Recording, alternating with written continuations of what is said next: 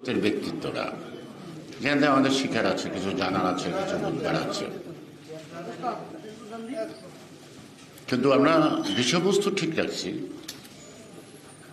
শুরুর থেকে শেষ পর্যন্ত অধিকাংশ আমরা চিরাচরিত যে মেজাজ, সেই মেজাজেই বক্তৃতা দেওয়া বা বক্তব্য দিতে অভ্যস্ত। এর থেকে আমরা ঘুরে আসতে পারি না। একটা সেমিনারে ম্যাক্সিমাম 5 জন লোক থাকতে পারে। একটা সেমিনার মানে আমরা সবাই একটা শ্রেণীকক্ষে বসা, যারা আলোচনা করবেন তারা শিক্ষক, আমাদেরকে শিখাবেন, বুঝাবেন, আমরা এটা বুঝব। প্রত্যেকটা পরিমণ্ডল, প্রত্যেকটা বিষয়েরও কিন্তু এক ধরনের সংস্কৃতি থাকে। জিয়া রহমানের রাজনৈতিক দল গঠন করার পরে এই সভাগুলির মধ্যে তার একটা নিজস্ব ভাবনার থেকে তিনি একটা সংস্কৃতি চালু করছিলেন, যেটা আমরা কেউ অনুসরণ করি না। তিনি সময় বাঁচানোর জন্য তার নির্দেশ ছিল সভাপতি, নেতৃবৃন্দ, ভাই বোনেরা। কিন্তু আমরা যারা মঞ্চে বসা থাকে তাদেরকে সন্তুষ্ট করার জন্য তাদের সম্পর্কে 2 লাইন না বললে নয়, প্রত্যেকেরই বলতে হয়। আবার যারা উপস্থিত হয়েছে, যেমন ক্লাসে আমরা যখন যাইতাম, টিচাররা রোল কল করতো, এরকম দেখি রোল কল করতে। এই যে আমরা যে রকমের রাজনীতিটা করি, এতে গোড়াই আমাদের গলত। তার জন্য জীবন দেবো, সব দেবো, কিন্তু তার যে নীতি রাজনীতিতে যে সংস্কৃতিটা তিনি দিয়ে গেলেন, সেটা তো আমরা লালন করছি না। তাই সুতরাং এই যদি সংস্কৃতির কথা বলেন, আমাদের অধ্যাপক সাহেব যেটা জাতিসত্তা, অর্থাৎ আমরা যে বাংলাদেশি, এটা একটা জাতীয়তাবাদ। আমরা বাংলাদেশি ভৌগোলিক সীমা রাখার কারণে, আর মূল জাতীয়তাবাদ এটা কি? বাংলাদেশি জাতীয়তাবাদটা মানে এই 56,000 বর্গ মাইলের অভ্যন্তরে আমরা যারা বসবাস করছি, সে ভাষায় আলাদা হতে পারে নাকি, সে ধর্মে আলাদা হতে পারে, কিন্তু এটা আবার টেরিটরিক্যাল একটা পরিচিতি। আধুনিক ন্যাশনালিজম বলতে যেটা বোঝায় সেইটা। পৃথিবীতে অনেক ছোট ছোট ক্ষুদ্র জাতিগোষ্ঠী একসঙ্গে লড়াই করে একটা দেশ গঠন করছে। দেশটা গঠন করে পরে যারা নাকি সেই বিপ্লবের নেতৃত্ব দিচ্ছেন, সংগ্রামের নেতৃত্ব দিচ্ছেন, তখন স্বাধীনতার পর তারা একটা জাতি গঠন করে। আমরা 71 সালে দেশ স্বাধীন করছি, জয় বাংলা বলি না, এমন মিথ্যা কথা বলবো না। তখন বিহারি বাঙালির নির্বাচনের মতো হয়েছে, মানে পশ্চিমারা বিহারি, মানে উর্দুতে কথা বলে, আমরা বাংলা, এরকম একটা ভাবনার মধ্য থেকে, একটা আবেগের মধ্য দিয়ে হয়েছে, ঠিক আছে। কিন্তু দেশটা স্বাধীন হওয়ার পরে যে যদি রাষ্ট্রনায়ক বা স্টেটসম্যান কোয়ালিটি ধারণ করতো বা দূরদর্শিতা থাকতো, তাহলে একটা জাতি গঠনের উদ্যোগ নিতেন। জাতি গঠন না করে একটা জাতিকে বিভক্ত করলেন পার্লামেন্টে একটা স্পিচে, আজ থেকে সবাই বাঙালি হয়ে যাও। আমি যদি ভুল না বলি, মানবেন্দ্র লারমা, তার নিজস্ব সংস্কৃতি আছে, তাদের একটা জাতিসত্তা আছে। সে প্রোটেস্ট করলো যে না, আমি বাঙালি হতে পারবো না, এবারে সে পার্লামেন্ট থেকে ওয়াক আউট করলো। এইখান থেকে কিন্তু শুরু হইল ওই পার্বত্য এলাকায় মারামারি, কাটাকাটি। সুযোগ নিল কিছু বিদেশি শক্তি, তারা তাদেরকে অস্ত্র দিয়ে। একটা সময় গেছে যে পার্বত্য এলাকায় কোনো বাঙালি যাওয়া ওই কষ্টসাধ্য ছিল। কিন্তু Zia Rahman is the first man who took organize a nation, অথবা ডেফিনেশন অফ দ্য নেশন উনি দিলেন। সেটা সকল দেশই, এখন বিশ্বের সকল দেশই এটাকে গ্রহণ করে। যেমন পার্শ্ববর্তী দেশ বলেন মেরা ইন্ডিয়া, মেরা হিন্দুস্তান। কিন্তু আপনারা জানেন কি, ভারতে মাত্র 1232টা ভাষা আছে। 28 কি 29টার মতো রাষ্ট্রভাষা আছে। Not like Jinnah Urdu, only Urdu shall be the state language. না, আমাদের যখন দেখি যে জিন্না সাহেব কথা বললেন পাকিস্তানে হওয়ার পরে উর্দুভাষী ছিল টোটাল জনগোষ্ঠীর 7 থেকে 8%। পশ্চিম পাকিস্তানে বা আজকের পাকিস্তানে কিন্তু সব অঞ্চলে উর্দু ভাষা নাই। সিন্ধি এক ধরনের ভাষা, পাঞ্জাবে আরেক ধরনের ভাষা, বেলুচিস্তানে আরেক ধরনের ভাষা, নানা ধরনের ভাষা, কিন্তু কমন ল্যাঙ্গুয়েজ উর্দুটা ছিল। হয়তো তাদের উর্দুটা হয়তো তৎকালীন পাকিস্তানে সেকেন্ড ল্যাঙ্গুয়েজ হইতে পারত, কিন্তু আমরা যারা বাংলা ভাষায় কথা বলতাম আমরা এককভাবে 56% টোটাল জনগোষ্ঠী। এই যে দূরদর্শিতার অভাব, ওখান থেকে শিক্ষা নিচ্ছে ভারত। যতটি ওদের রাজ্য আছে প্রত্যেকটি রাজ্যের যে ভাষাটা, সেই ভাষাটাই রাষ্ট্রভাষা হিসেবে স্বীকৃত। Hindi second language. এই জন্য ভারতে প্রত্যেকটা ছাত্র কয়েকটা ভাষা শিখতে হয়। প্রথমত তার নিজের ভাষাটা শিখতে হয়, তারপর আবার হিন্দিটা শিখতে হয়, আবার ওয়ার্ল্ড ওয়াইড যদি তাকে বিচরণ করতে হয় তাহলে তাকে ইংরেজিটা শিখতে হয়, তাই না? অন্য ভাষা শেখাটা কিন্তু কোনো অন্যায় না। জ্ঞান অর্জনের জন্য অনেকেরই অনেক ভাষা শিখতে হয়। যেমন জার্মানে যদি কেউ যায় উচ্চশিক্ষার্থে, তাকে প্রথম কোর্স করে নিতে হয় একটা জার্মান ল্যাঙ্গুয়েজের উপরে। জাপানে যদি যায় যে কোনো সাবজেক্টে করার জন্য, তখন তার জাপান ল্যাঙ্গুয়েজের উপরে একটা কোর্স কমপ্লিট করে যাইতে হয়। কারণ ওখানে তো ওই আমরা যতটুকু বাংলা জানি, জাপানের ওরা অতটুকু বাংলা জানে না। আর প্রত্যেকটা রাষ্ট্রেরই একটা গোড়ামি আছে এখানে দেখছি, ওরা নিজের ল্যাঙ্গুয়েজ ছাড়া বলতে চায় না। যদি আপনি ফ্রান্সে যান, সারাদিন ইংরেজি বলবেন, আপনার সাথে কেউ কথা বলবে না, বুঝলেও বলবে না, কারণ দে হেট ইংলিশ ল্যাঙ্গুয়েজ। কারণ এটা ওদের আদিকালের যে ওদের সাথে যে মারামারি কাটাকাটি যুদ্ধবিগ্রহ হয়েছে, এখনও তারা এটা মেনটেন করে। আপনাকে ওখানে দোভাষায় নিতে হবে। ফ্রান্সে গেলে সেখানকার লোক ওই ভাষায় কথা বলতে হবে, কিন্তু আপনি যদি ইংরেজি কথা বলেন আপনার কথা শুনবে না, উত্তরও দিবে না। সে যদি ইংরেজি জানেও তাও দিবে না। এইটা হলো তার যে ভাষা, তার নিজের ভাষার প্রতি যে তার একটা সংস্কৃতিটা। কিন্তু আপনি যদি বলেন যে নাচ গান কবিতা, না, এটা একটা অংশ, হয়তো গুরুত্বপূর্ণ অংশ, বা সংস্কৃতিটাকে তুলে দেওয়ার একটা মাধ্যম।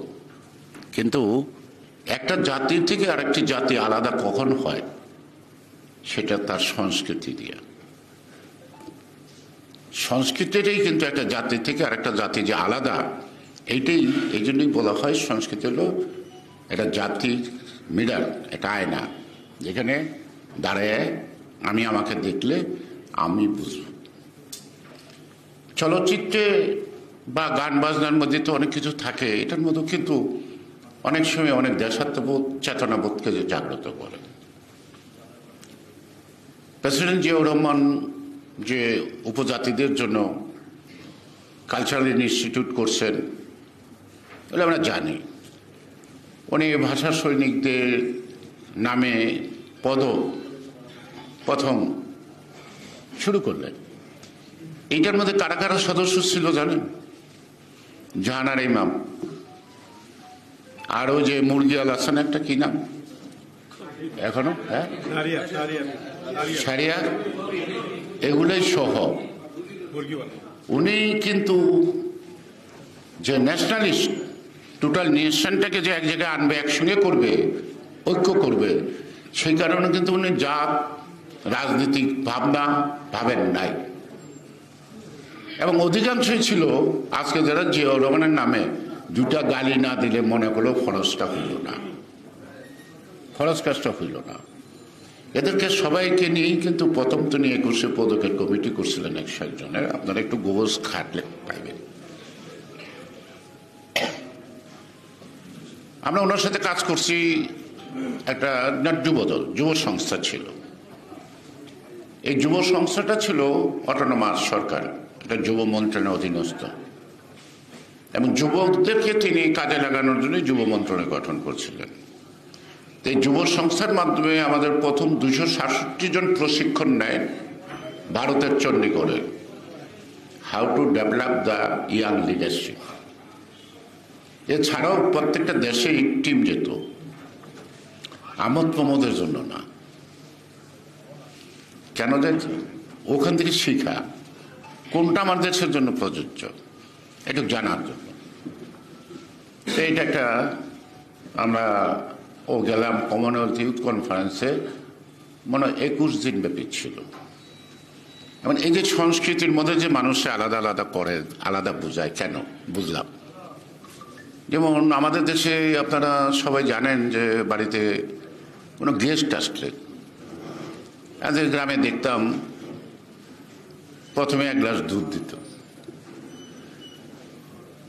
না পারলে একটা শরবত দিত, অর্থাৎ অতিথিকে যে বরণ করা এটা হলো। আর আপনি যদি ইউরোপে যান প্রথমেই আপনারা একটু ওয়াইন দিবে, তাহলে আপনি যে সাথে তার সংস্কৃতির তফাৎ আছে না।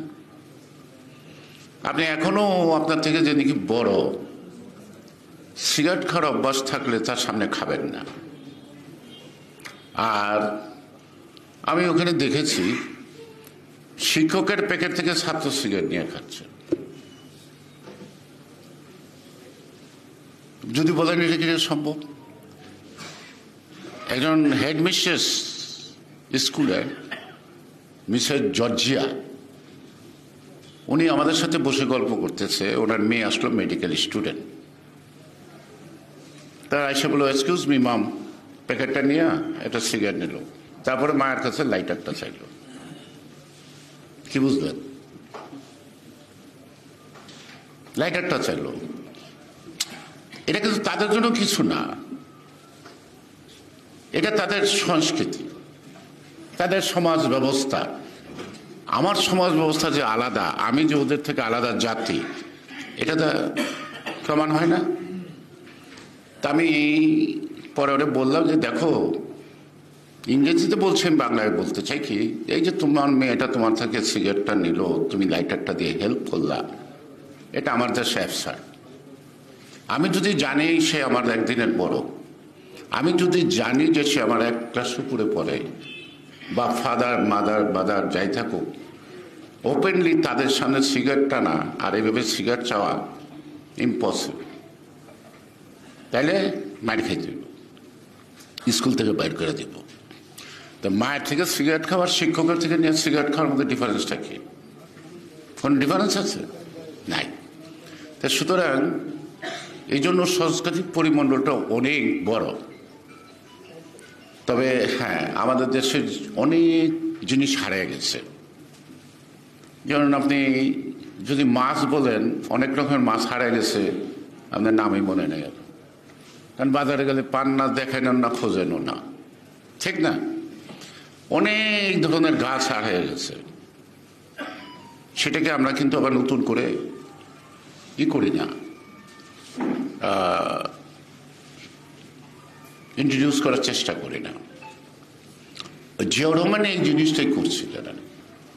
অর্থাৎ যে আমাদের হাজারো বৎসরের লালিত যে বিষয়টা, জিয়াউর রহমানের আম্মা জাহানারা বেগম রানী, উনি নজরুল গীতির প্রথম আকাশবাণী ক্যালকাটা, তারপরে পাকিস্তান বেতার করাচি।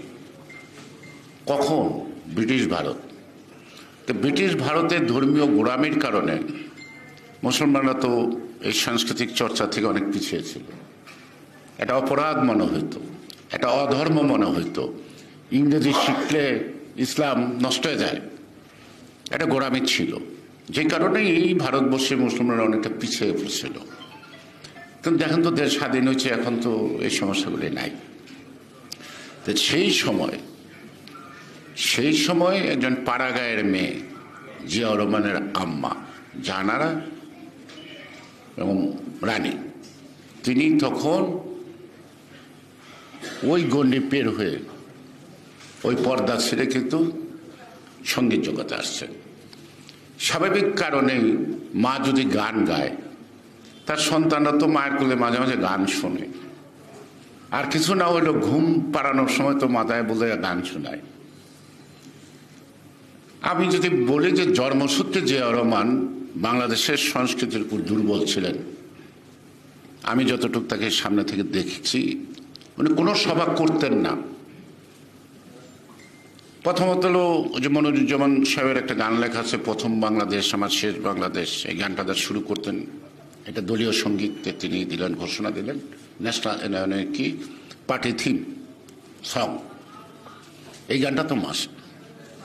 দ্বিতীয়ত হইল যে কোনো দুই একটা দেশাত্মবোধক গান চাই, ওখানে কিন্তু ওই আধুনিক বাংলা গান এটা সেটা না। আর যেখানে দেখিবে ছাই কুড়িয়া দেখো তাই, পেলো পেতে পারলো অমূল্য রত্ন। আপনাদের সাংস্কৃতিক জগতে একজনের নাম কি black diamond, baby Naznin. Baby Naznin যে উনি রংপুর থেকে নিয়ে আসলেন, কোন একটা অনুষ্ঠানে গান গেছে, ওর বয়স বোধ 7-8 হইতে পারে তখন। তো ওর বাবা বাঁশি বাজাইতো, এটা প্রাইমারি স্কুলের বাসটা, আমাদের যুবদল অফিসের 3 তলায় বসে রয়েছে, চুপচাপ বসে রয়েছে। কেউ কিছু জিজ্ঞেস করবে কি, ওদের কার কাছে আছে ওরা না জিজ্ঞেস করবে। কিছুক্ষণ পরে একটা টেলিফোন আসলো বঙ্গবন্ধু থেকে দুপুরবেলা। তো টেলিফোন, যেহেতু আমি দপ্তর সম্পাদক ছিলাম, আমার তো থাকতে তো সার্বক্ষণিক, টেলিফোনটা ধরার পরে যাই হোক বললো কি, দেখেন আপনাদের সামনেই একটা ছোট্ট বাচ্চা মেয়ে বসা আছে আর ওর আব্বা আছে, ওদেরকে আজকে রাত্রিটা থাকা খাওয়ার ব্যবস্থা করে ঢাকার। আর আপনাদের সকল নেতৃবৃন্দ আসলে আপনাদের যত ফাংশন হবে, এই মেয়েটাকে আপনাদের ফাংশনে গান গাইতে দেবেন। সেদিন যদি জিয়াউর রহমান ওখান থেকে কুড়িয়ে না আসতো, আজকে কি বেবি নাজনীন হওয়ার সুযোগ পাইতেন? কারণ অনেক প্রতিভা কিন্তু লালনের অভাবে, চর্চার অভাবে, পরিচর্চার অভাবে হারিয়ে যায়। এই লুকানো যে এগুলিকে কুড়ে আনা, তো সুতরাং আমাদের মনে করেন আমরা অস্ত্র নিয়ে যুদ্ধ করলাম, আবার তখন তো লেখনী দিয়ে যুদ্ধ হয়েছে, স্বাধীন বাংলা বেতার কেন্দ্র। অস্ত্রের যুদ্ধ থেকে মানুষকে বেশি সাহসী শক্তিশালী করছে, সবসময় একটা উত্তেজনার মধ্যে আছে কি স্বাধীন বাংলা বেতার কেন্দ্র। কত সুন্দর সুন্দর দেশাত্মবোধক গান, চরমপত্রে তো 60% মিছা কথা থাকতো, কিন্তু এমন রস দেওয়া প্রচার করতো, মানুষ মনে করতো এই আয়া পড়ছে, এই গেছে গা, এই মাইকে মায়ের মুক্ত হয়ে গেছে গা, তাই না? তা এটা যুদ্ধে কত বড় অবদান খেয়াল করছেন? সুতরাং গানের মধ্য দিয়ে মানুষকে মাতানো যায়। যেমন এই জাসাজের প্রতিষ্ঠাতা সাধারণ সম্পাদক লোকমান হোসেন ফকির, এই জগতে না জানলেও উজ্জ্বল ভাইরা জানে, তাদের সময় লোকমান হোসেনের গানের বেশ কদর। তার প্রখ্যাত গান বিচারপতি তোমার বিচার করবে যারা, আজ জেগেছে এজন্য। ওনার আরেকটা গান এমন একটা মানুষ এনে দে না যা রক্ত কালো, যেটা ভুবন হাজরিকার মুখে গাইছে। তা এরকম যেমন আমাদের দেশ আছে কি তোমরা যাদের মানুষ বলো না গান, এটা সিনেমার গান, যদিও ভিডিও যাদের কান্না শুনে না, তারাও মানুষ আছে, তাদের প্রাণ আমি চোখের জলে শোনাই তাদের গান। এই আমার সমাজের একটা চিত্র ফুটে ওঠে না নাকি? দেখে এলাম, ঘুরে এলাম, প্রশান্ত সাগর পাড়ি দিলাম, আমার মায়ের মতো কবু দেখিনি, সে যে আমার জন্মভূমি। সুতরাং আপনারা যদি সংস্কৃতি জগতের লোক হন, এটাকে যদি আসলে লালন করেন, ধারণ করেন, এটা তো বিস্তার প্রসার করারও দায়িত্ব আপনাদের আছে। আপনাদের মুখ দিয়ে সেই কথাগুলি বললে তো মানুষ উদ্দোলিত হবে নাকি, উৎসাহিত হবে, অনুপ্রাণিত হবে। সেই কাজটা না করে যদি আপনারা খালি বক্তৃতাই দেন, অন্যেরা যেরকম দেয় আপনারা ওই রকম দেন, তাহলে আপনার মধ্যে আমার মধ্যে ডিফারেন্সটা হলো কি? আপনি যে সাংস্কৃতিক দল করেন, সাংস্কৃতিক চর্চা করেন, তা আপনিও যে বক্তৃতা দেন, আমিও যদি একই বক্তৃতা দেয়, তাহলে আপনি আমার থেকে আলাদা জগতের কে? সেই কারণেই আপনাদের সৃজনশীল আর সৃষ্টিধর্মী হতে হবে। যতটুকু জানেন, যতটুকু অনুভব করেন, ততটুকু মানুষের মধ্যে ছড়াইয়া দিতে হবে, মানুষকে উদ্বুদ্ধ করার জন্য। কেন আজও কাজী নজরুল ইসলাম জীবন্ত, সেই ব্রিটিশ বিরোধী আন্দোলনে তার যে লেখনী, এই লেখনী দিয়ে তো মানুষকে একসঙ্গে করছে। আপনি যদি আমাদের দেশে দেখেন, এই স্বাধীনতা যুদ্ধটার আগে একটা ছবি রিলিজ পাইল, জয়রায়নের জীবন থেকে নেওয়া, এবং এটা রাজনৈতিকভাবে যে কিভাবে একটা অবস্থা তৈরি করছিল। তার কিছুদিন আগে না তার পরেই ছবিটায় নবাব সিরাজউদ্দৌলার মতো একটা জাতীয়তাবাদী চেতনাবোধ দর্শকের কানে কানে চলে গেল। সেই কারণে পাক বাহিনীর যে বড় কিরকম বর্বর, আনোয়ার হোসেনের খোঁজে মারণের লেগে, মানে সিরাজউদ্দৌলা পাইয়া গেছে গা। খেয়াল করছেন? এগুলো কিন্তু গল্প না, এগুলো কিন্তু ঘটনা, সত্য ঘটনা। তো এরকম দেখেন একটা ছবি, রাজনৈতিক বলতে পারেন বা আমাদের দেশের সমাজ ব্যবস্থার কথা বলতেন, গোলাপি এখন ট্রেনে। তো president Ziaur Rahman cabinet meeting বঙ্গভবনে, তো একজন মন্ত্রী, মানে সিনিয়র মন্ত্রী মশিউর রহমান জাদু মিয়া একটু বিলম্বে গেলেন। আরে জাদু সাহেব, আপনার এত বিলম্ব কেন? তো উনি ইচ্ছা করেই একটু অভিনয় করলেন, চোখটা মেশে বললেন, ছবি দেখতেছিলাম। কি ছবি দেখলেন না? তো গোলাপি এখন ট্রেনে। ও, খুব ভালো লাগছে? না, ভালো লাগে নাই। কেন? না, গোলাপির এখন ট্রেনে উঠবে কি করে? অর্থাৎ আগের দিন জিয়াউর রহমান ট্রেনে ভাড়া বাড়াইছে, উনি গোলাপি এখন ট্রেনের রূপক কথাটা শুনাইল, কোনো তর্ক হইল না, বিতর্ক হইল না, ক্যাবিনেট শেষ। পরের দিন লেট নাইটের নিউজে আসলো প্রত্যাহার, রেলের ভাড়া প্রত্যাহার। সুতরাং এরকম কবিতা, এরকম গল্প, এরকম চুটকি, এমন হিউমার দিয়েও কিন্তু অনেক বৃহৎ বৃহৎ সিদ্ধান্ত কিন্তু পরিবর্তন হয় বা কি হয়, সংশোধিত হয়, তাই না? যেমন আপনারা তো এখানে ধরেন একজনের নামের আগে যদি কিছু না বলেন, তাহলে তো যাওয়ার সময় কয় তোমার রাজনীতি করাবো, একটু বেশি করে কইতে। এইটি হলো বিভ্রাট। কারোর নাম যদি না বলেন কোনো সমস্যা নাই, আর কারোর নাম যদি বলেন, কারটা বেশি বললেন, কারটা বেশি কম বললেন, এটার আবার হিসাব হয়। আর জিয়াউর রহমানের সম্পর্কে যে এরকম আমাকে সম্বন্ধে আপনারা যা বলেন, আমরা নিজেই লজ্জা পাই মাঝে মাঝে, এত বড় তো হই নাই। তাহলে একটাই কথা, চুপ, এটা বয়।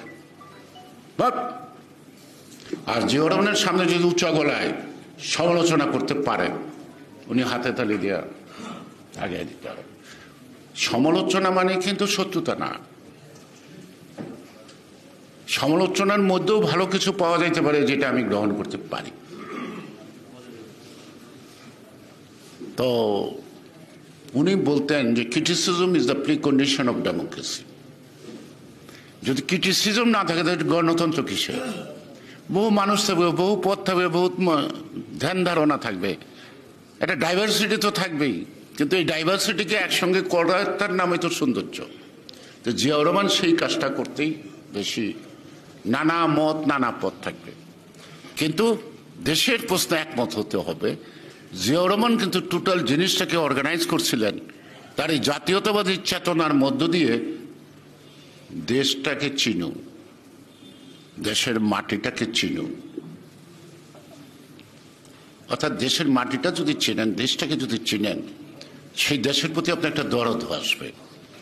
আর এই দেশের যত সম্পদ আছে, যেই সম্পদে আঘাত আসলে আপনি রিয়াক্ট করবেন, প্রতিবাদ করবেন। যেমন মনে করেন এই যে কারে বলছিল সুন্দর করে, ইন্ডিয়ান যে, আসলে তো ইন্ডিয়ান কালচার থেকে বাংলাদেশের মানুষ কিছু শিখে না, ক্ষণিকের জন্য আনন্দ পায়, বিনোদন পায়, হালকা। তো আচ্ছা, আমরা সেটা দিতে পারি না কেন? আমি যদি বলি সর্বশেষ আমাদের উজ্জ্বল ভাই আছেন নায়ক, ওনারা যখন নায়ক ছিলেন বা ওনারা যখন চিত্রজগতে আসলেন, তখন ঢাকার ভারতেও ছবি চলতো না, চরমভাবে চলত। তখন ভারতীয় ছবিটা তারাই তো মোকাবেলা করছেন, তাদের সৃজনশীল। বাংলাদেশের ছবি চলে নাই ভারতীয় ছবির সাথে, তা তো না, চলছে। কিন্তু ওই সৃষ্টির মধ্যে সাধনা ছিল। এখন সৃষ্টির মধ্যে সাধনাটার অভাব আছে। পরিচালক বলল, ডায়লগ করে দিল, যেভাবে করলো ওইভাবেই করলো, সে চিন্তাও করলো না যে এটা আমার ঠিক হবে কিনা, আমার এই এক্সপ্রেশনটা দিলে মানুষ কতটুকু নিবে, কতটুকু চালিয়ে যাও খাইব। মানে এখন চলচ্চিত্রের পরিচালকদের ভাষা হলো লাগিয়ে দাও খাইব, অখাদ্য খাইব, খাদ্য খাইব। এই জন্যই সিনেমা জগতের দুর্দশা হয়েছে, তাই না? সেই জন্য বলছি যে আপনার প্রতিযোগিতা থাকতে হবে। এক চাইটা হইলেই তখন কিন্তু মানটা কমতে থাকে। তখন ভারতীয় ছবিকে মোকাবেলা করার জন্য, শুধু ভারতীয় ছবি না, এমনকি পাকিস্তানের উর্দু ছবি, ঢাকাতে এটা শাহ মুস্তাফি যারা সব উর্দু ছবি করা শুরু করলো এই দোসানি ফিল্মসের অধীনে। আমার যতটুকু মনে পড়ে, রূপবান একটা ফোক চলচ্চিত্র, রূপবান রূপবান এই একটা বাংলা ছবি দিয়া এফডিসির মোড় ঘুরিয়ে দিল, এই বাংলা ছবির প্রতি ঝোঁক আসলো। এরপরে জহির আইন করলো কোনটায় মনে হয়, বেহুলা সুন্দরী। এই আস্তে আস্তে কিন্তু উর্দু ছবিটা বাড়ি দেওয়া শুরু করলো বাংলাদেশের ছবিগুলো, করছে না? এই শাবানা শুরু করছে উর্দু ছবি দেওয়া, পরে সে চলচ্চিত্রে বাংলা ছবিতে শ্রেষ্ঠ অভিনেত্রী, তাই না? এই সব নাম শুরু করছে উর্দু ছবি দেওয়া, তারপরে বাংলা ছবি অনেক করছে, ফাইনালি তো সে উর্দু ছবিতে চলে গেছে। তো সুতরাং আপনি কোনো কিছু বন্ধ করলে আপনার মান, সাংস্কৃতিক মান বাড়াতে পারবেন না। সকল সংস্কৃতির মধ্য থেকে আপনাকে খুঁজে বের করতে হবে আমার সংস্কৃতি সেরা, নাকি? প্রতিযোগিতা থাকবে। প্রতিযোগিতা না থাকলে মতো আপনার মতো তো সৃষ্টির চেতনাবোধ আসবে না। সে কারণে আজকে এই যে আমরা ওই ছবি বন্ধ করি, ওই ছবি বন্ধ করি, সব ছবি তো বন্ধ করি। কারণ টেলিভিশনের পর্দা বন্ধ করুন কেমনি? কেন বাংলাদেশের মানুষ তো বাংলাদেশের টেলিভিশন দেখে না? আজকে যারা এখানে আছে তারা দেখবো একটু, তাকে দেখা যায় কিনা টিভিতে। কিন্তু প্র্যাকটিক্যালি নন ইজ ইন্টারেস্টেড বাংলাদেশের টেলিভিশন দেখা। যেটা রাজনীতি করে, আবার অনেকে মেসেজ পাঠায় যে তার এখানে দেখা যায়। এই যে আমাদের রাজনৈতিক চর্চা, অর্থাৎ আহরণের থেকে আমাদের জাহিরতার স্বভাবটা বেশি হয়ে গেছে। আর এই জাহির করতে করতে কিন্তু আমরা অনেক রক্ত দিলাম, জীবন দিলাম। এত রক্ত, এত জীবন তো দেওয়ার লাগে না। এক আনোয়ারা আর মতিউর আর ৬২তে আসাদ, ৩টা লাশ গইনা পাওয়া যায় না আইবের আমল, আইবের সরাইতে। আর এখন লাশের সংখ্যাই তো গইরা শেষ করতে পারেন না, কারণ মানুষের মধ্যে সেই চেতনাবোধই নেই। একটা কুকুর মারা গেল, মানুষের মধ্যে একটা হইচই হইতো এক সময়। এখন মানুষ মইরা থাকে, পইরা থাকে, দেখেও নাই, তার চলইনেও নাই, নিয়ে আবার কোন বিপদে পড়ে, মারামারি লাগলে ১০ গজ দূর দা যায়, বাবা ঝামেলা মনে যাতে না পড়ে। তো এইটাও তো আমাদের সাংস্কৃতিক চেতনাবোধের অভাব থেকেই হয়েছে। সাংস্কৃতিক চেতনাবোধ থেকে অভাব হচ্ছে না। তো সুতরাং জিয়াউর রহমানের রাজনীতিটাই কিন্তু ছিল আমাদের সংস্কৃতিকে ধারণ করার। আমি যদি আমার সংস্কৃতি ধারণ না করতে পারি, আমি কিভাবে বাংলাদেশি হব?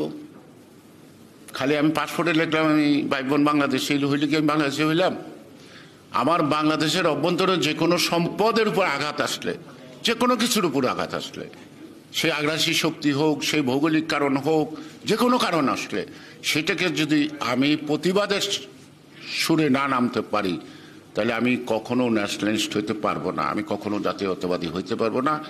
আমি জাতীয়তাবাদী দলের পদ পদবি বহন করতে পারবো, কিন্তু জাতীয়তাবাদী রাজনীতি আমার কাছ থেকে জনগণ পাবে না। আর আমার কাছে যদি জনগণ না পায় তাহলে জনগণ কার পিছনে হাঁটবো? আমরা তো জিয়াউর রহমানের মতো একটা নেতা মতোই তো নেতা হচ্ছে নাকি? এই যে পিওর ন্যাশনালিস্ট, একটা দেশপ্রেমিক নির্লোভ, যে গণন্ত পঙ্গপালের মতো মানুষ ছুটছে থাকছি। শেখ মুজিবের কি দেখতে শুনতে তার থেকে ছোট ছিল? পাহাড়ের মতো দাপটশালী লোক, তাই না? তাহলে ওই লোকটা বাদ দিয়া, যার লোকে একসময় মানুষ রোজা রাখছে, তারে বাদ দেওয়া জিয়াউর রহমানের পিছনে ছুটলো কেন? অর্থাৎ জিয়াউর রহমানের যে দেশপ্রেমটা, এই দেশপ্রেমটা বলতে কিন্তু শুধু ওই ইটা না, ভৌগোলিক অবস্থানটা না, এই দেশপ্রেমটা আমার হাজারো বছরের লালিত সংস্কৃতি। ডিফারেন্ট আছে সংস্কৃতির মধ্যে, যমুনার ওই পারের সংস্কৃতি এই পারের সংস্কৃতি এক না। আবার নোয়াখালী গেলে বাংলা ভাষায় কথা কয়, আবার এটা ট্রান্সলেট করতে অনেককে বুঝতে। সেটাই গেলে তো উর্দুভাষী না হলে তো আমি বুঝি না। একবার লন্ডনে এক মেয়ে এসে বলে, uncle don't speak in Bengali. কি কয়? আমি যে প্রবলেমটা কি? আই কান ফলো বেঙ্গলি। তা আমি বললাম, তুই সিলেটি মারতাম পারো? কয় সিলেটি মারতাম পারি, মানে সিলেটি মারতাম পারে কিন্তু বাংলা মারতাম পারে না। তার মানে কি আমার এখানে ভাষার মধ্যেই আছে। আবার যদি আপনি ইয়েতে যান, বার্মা পর্যন্ত এখানেও বাংলা আধা বাংলা এটা আছে। যেমন গুয়াহাটির যখন বাংলা সংবাদ শুনবেন, বাংলায় কিন্তু উচ্চারণের মধ্যে অনেক রকমের ডিফারেন্স আছে। কিন্তু এই যে আমার নোয়াখালীর ভাষা, চিটাগাঁয়ের ভাষা, সিলেটের ভাষা, এক এক জায়গার এক এক ভাষা, সব ভাষা এক এক জায়গায় এক এক ধরনের রীতিনীতি, তাই না? এক দেশের গালি এক দেশের বলি, এই সব কিছুকে একসঙ্গে করেও কিন্তু আমার একটা জাতীয় সংস্কৃতি আছে। এই জাতীয় সংস্কৃতিটাই যখন মানুষকে পরিপূর্ণ করে, তখনই মানুষ সাহসী হয়, তখনই তার মধ্যে দেশাত্মবোধ জাগে, ঠিক না? তো সুতরাং আমাদের কত চর্চাবাদ হয়ে গেছে গা। আমি ওই প্রফেসর সাহেব আমরা কাকির গল্প বলতেছি, আমার বন্ধুর কাকি, যে সিনেমা দেখে আসছে, মনটা খুব খারাপ। কি কাকি গেলেন তো দৌড়ে যা সিনেমা দেখতে, মনটা খারাপ কে? না, একটা দৃশ্যের মধ্যে কান্নাকাটি নেই। অর্থাৎ একটা ছবির মধ্যে একটা প্যাথেটিক রোল নাই। অর্থাৎ জীবন যে স্পর্শ করে মনটাকে, সে গানের মধ্যে আনন্দ খুঁজে পায় নাই। অর্থাৎ সমাজের ওই করুণ চিত্রটা দেখার জন্য সে আফসোস করে আয়া পড়ল। আবার রিক্সাওয়ালারা তো কাপড় চোপড় খুলে নাচলে আবার তারা নাচে। দর্শক তো একরকম থাকবে না, কিন্তু এই দর্শকদের এই শ্রোতাদেরকে তো আপনার মূল জায়গায় আনতে হবে কষ্ট করে, যাতে অশ্লীল জিনিসটা আমি পছন্দ না করি, ঠিক না? আবার অশ্লীলতার মধ্যে কিন্তু অনেকটা রাখাচ্ছে। আমি উজ্জ্বল ভাইরে বলবো যে আমি একটা সিনারি কথা বলি। ৭৪ সালে দুর্ভিক্ষ, এই শনির একটাতে লঙ্গরখানা, সেই লঙ্গরখানাতে লাইনে দাঁড়াইছে একজন মহিলা। দাঁড়াইতে দাঁড়াইতে যখন শেষ প্রান্তে আসছে, মহিলা ছিল গর্ভবতী। সে কিন্তু তার প্রসব বেদনা আছে, কিন্তু তার ক্ষুধার যন্ত্রণাটা এত বেশি, যখন সে থালাটা বাড়ায়, তার থালার মধ্যে এক চামচ খিচুড়ি দেয়, থালাটা নিয়ে সে খাইতে পড়ে যায়। মিনিট ৫ পরে একটা চিৎকার বলার আওয়াজ হলো, একটা বাচ্চা প্রসব করছে। বাচ্চাটা প্রসব করছে। আপনার যে নায়িকা দোয়েলের হাজব্যান্ড ছিল বাবু, দৈনিক বাংলার ফটো সাংবাদিক, ওই ছবিটা তুলছে। অর্থাৎ বাচ্চাটা পেটের ভিতরে অর্ধেক, বাইরে আসছে অর্ধেক, ঠিক এই ছবিটা। এখন আপনি যদি এই ছবিটা ফিল্মে কাটপিস লাগান, মানে ওই ঘটনাটাকে তোলেন, সেখানে কি তার মধ্যে কি অশ্লীলতা কাজ করবে, না মনে একটা গভীর শোকের প্রশ্ন? সুতরাং আপনি মানুষের কাছে যেটা তুলে ধরবেন, সেটা যেন মানুষ উপলব্ধি করতে পারে। মানে আমি একটা দেখাই দিলাম হয়ে গেল, তা না, এটা না, এটা হয় না। আমাদের ওই বোম্বের নায়িকাদের যেই পোশাকে মানায়, আমার বাঙালি নায়িকার ওই পোশাকে মানায় না, মানায়। এই যে আমরা ইউনিভার্সিটিতে পড়তাম, ধনী গরিব বুঝতাম না, একই রকম পোশাক, খুব একটা তো ব্যবধান না। এখন ইউনিভার্সিটিতে তো এক এক রকম পোশাক, দেখলেই বোঝা যায় কোনটা শয়তান, কোনটা বদমাইশ, কোনটা ফাজিল, কোনটা ভালো, কোনটা ভদ্র, কোনটা নম্র, কোনটা বড় লোকের, কোনটা গরিবের, বোঝা যায়। কিন্তু আগে কিন্তু বোঝা যাইতো না। এটা একটা নিজস্ব কালচারের মধ্যে থাকতো। ছাত্র, তার ইচ্ছে বেশি দেওয়া যাবে না, সে শিল্পপতি হোক, তার কে ইচ্ছে বেশি দেওয়া যাবে না, এটাই আমরা দেখতাম। তো যাই হোক, সংস্কৃতিটা মানে যেটা আমি বুঝাইতে চাইতেছি বা বলতে, আমি কম বুঝি বলে আমি বুঝাইতে পারতেছি না। সংস্কৃতিটা শুধু একটা জায়গায় সীমাবদ্ধ না। আমার ফুড, আমার যে খাবার অভ্যাস, এটা একটা সংস্কৃতির অংশ নাকি? এখন আমরা কাটলেট খাই, চামচ দিয়া খাই, অনেকের দেখি ডাইল ভাতও চামচ দিয়া খায়। আবার শেরে বাংলা বলতো আমি হাত দা না খাইতে বলে আমার মজাই লাগে না। আসলেও যারা নাকি হাত দা খাইতে অভ্যস্ত, তারা চামচ দা খেয়ে টেস্ট পাবেন না, ওই স্বাদ পাবেন না। তা এখন মেকি আমরা একটু ভদ্রলোক হইতে চাই মাঝে মাঝে, আর এই ভদ্রলোক হইতে চাই মানে আনকালচার, খ্যাত খামার করব, ওই জন্য আমরা আবার কাঁটা চামচ না খাই। না, কাঁটা চামচ আমার খাইতে হবে কোনো কথা নাই। নো, আপনি বিদেশে গিয়েও যদি কাঁটা চামচ খাইতে হবে, নট দ্যাট। হ্যাঁ, বিদেশে যদি থাকেন ড্রেস তো আপনি থাকতে পারে। প্রেমাদাস আসছিল শ্রীলঙ্কা থেকে, তো বঙ্গভবনে আসছে। তা আমি মন্ত্রী, আমার সাথে তো আমার ওয়াইফও গেছে। তো বাড়িতে আমার বলে যে লুঙ্গি পরা লোকটা কে, আমি তোমার লোক একটা কথা বলবো। বুঝলাম তো শ্রীলঙ্কার প্রেসিডেন্ট, বেটা লুঙ্গি পরাইছে কেন?